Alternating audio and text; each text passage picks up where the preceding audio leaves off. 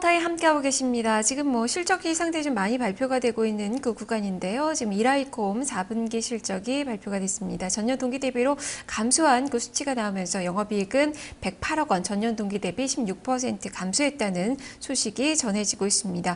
지금 현재 주가는 하락 반전이 됐다가 그래도 지금 다시 복귀를 하려는 그 움직임이 기록이 되면서 강박권 정도로 그래도 시세가 조금씩 회복되는 그 모습이 기록이 되고 있는 그 구간입니다. 자, 그리고 지금 중국의 오늘 물가지표가 발표가 되는데요. 지금 소비자 물가지수 2% 상승한 것으로 나타나고 있습니다. 시장 전망치는 약간 밑도는 그 수치가 발표가 되고 있는 그 상황인데요. 지금 현재 중국 증시의 움직임을 본다면 이 실적 발표, 지금 지표 발표 이후에 상승폭은 약간 더 키우는 그 모습이 오히려 기록이 되고 있네요. 2437포인트 선 0.8%대 상승세가 기록이 되고 있는 그 구간입니다. 자, 그렇다면 어떤 종목으로 투자를 해봐야 될지 종목에 대한 전략들 지금부터 살펴보겠습니다. 2부 지금부터 출발합니다.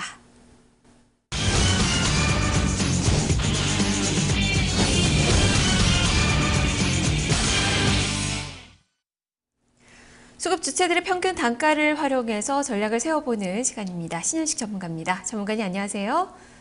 예, 안녕하세요. 네, 자, 지금 수급 상황 좀 보겠습니다. 오늘 외국인 투자가들의 매수세가 시장을 분위기를 좀 많이 밝게 해주는 그 역할을 해주고 있는데요. 지금 유가증권 시장에서 현재 462억 원가량의 매수세가 들어오고 있습니다. 어떤 종목을 사고 팔고 있는 건가요? 예, 오늘 오전장에 외국인들은 이제 기아차를 좀 가장 많이 좀 매수를 했고요. 그 다음에 이제 LG U+를 좀 사고 있습니다. 기아차 같은 경우에는 지금 이제 31만 주 외국인 매수가 좀 들어오고 있다라고 좀 보여지고요. 외국인 매수는 JP 모간 창구에서 이 매수가 기아차가 좀 들어오고 있다라고 좀 보시면 될 것 같고요. 평균 매수 단가는 51,700원 정도 됩니다. 그래서 오늘 지금 상승하고 있는데요. 기아차 같은 경우에는 이제 환율에 대한 악재, 엔저에 대한 악재 부분이 이미 주가에 좀 반영이 됐고, 이제 주가가 상승할 일만 남았다라고 좀 보여집니다. 역별 추세에서 반등이 좀 나오고 있는데요.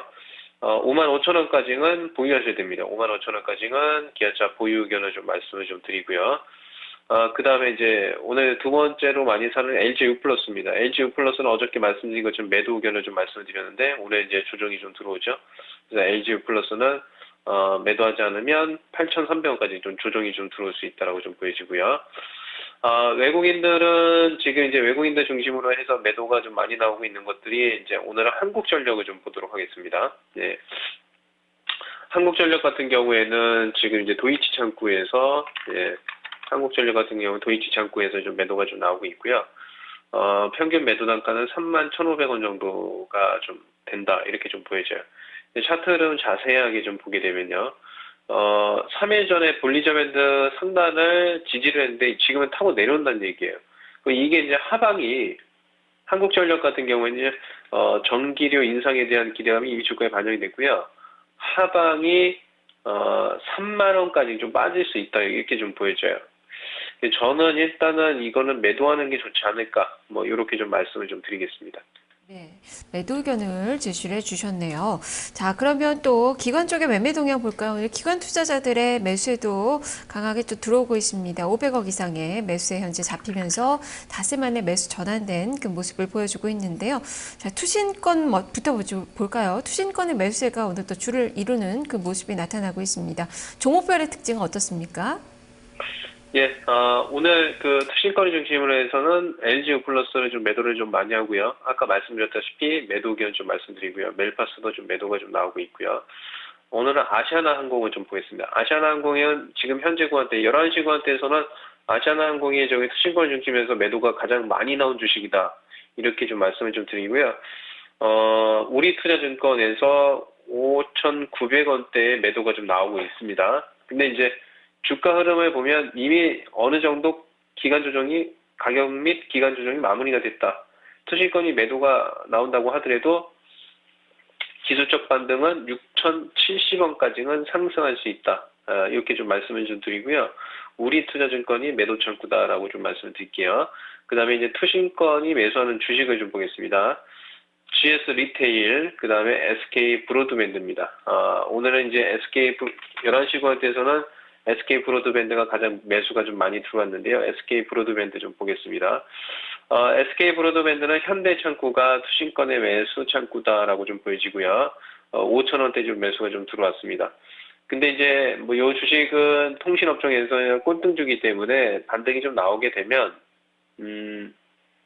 5,100원 정도. 네, 이거는 이제 너무 크게 보시면 안 됩니다. 5,100원 정도에 매도하시고 종목 교체 의견을 좀 드리도록 하겠습니다. 네, SK 브로드밴드는 종목 교체하라라는 말씀이시군요.